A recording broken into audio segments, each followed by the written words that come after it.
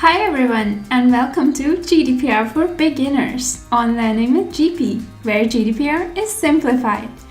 In this series, we have been talking about how to actually perform a DPIA, that is Data Protection Impact Assessment.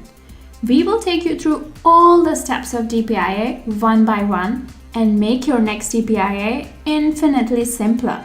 I will link all the associated previous videos dealing with the important terms in the description below, and they will also appear as suggestions as we walk through this video, so keep an eye out for them and you can open them in another tab and continue your journey towards becoming a GDPR pro.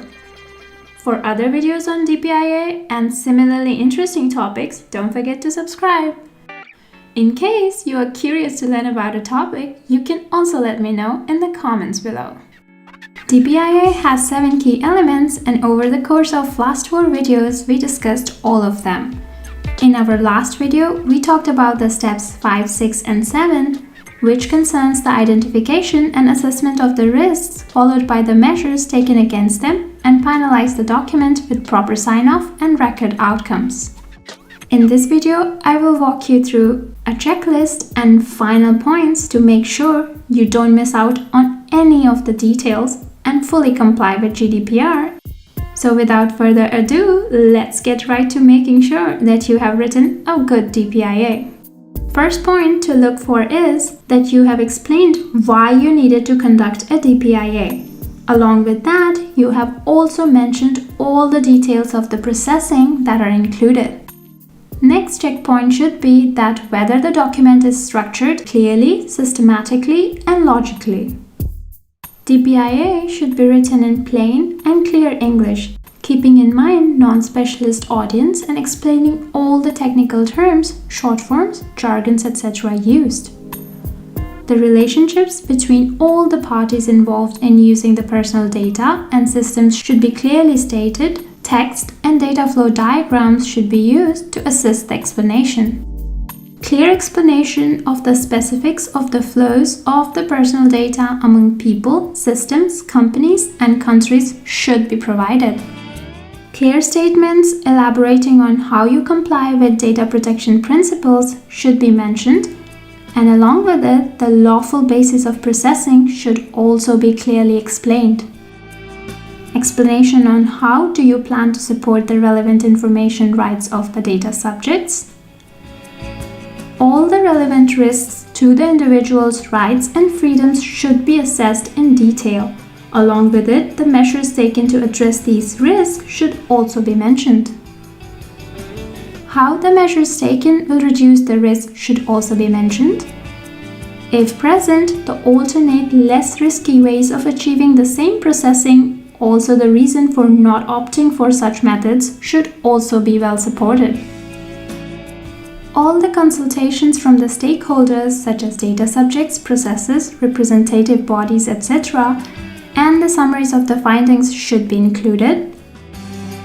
All the relevant paperwork such as privacy notes, consent forms, etc. that have been referenced in the DPIA should be attached.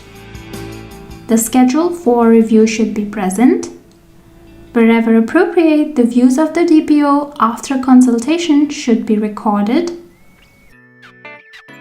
Do consult the supervisory authority's office in case the residual risks cannot be mitigated. With this final check, you should be on a good start towards submitting your DPIA. If you would like, do reach out to me in the comments below and I can share with you the template form for performing DPIA. Now let's go through the checklist once before you submit your DPIA. First, describe the nature, scope, context, and purpose of the processing. Then, write to any third parties who are in charge of changing or assigning new processes, understand their activities, and look out for risks associated with them. Then, consult the stakeholders and individuals in the best possible manner. Provide the necessity and proportion of the processing in reference to your purpose and describe compliance with data protection principles. Assess the likelihood and impact of the risk to the rights and freedoms of the individuals. State measures to mitigate or eliminate those risks.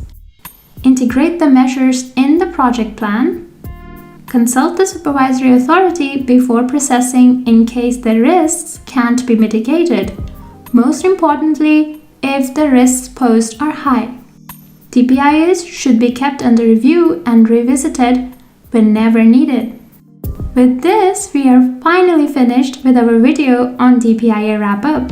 Hopefully, this video and this series has helped you in conducting your next DPIA or in your understanding of how to perform a DPIA. Do let me know about your journey in the comments below. And if there are any topics you would like me to further explain, please feel free to let me know in the comments or by email. I really appreciate any suggestions from you guys as it helps me direct my lessons as best suited to your needs. In the next videos, we will simplify other complex topics.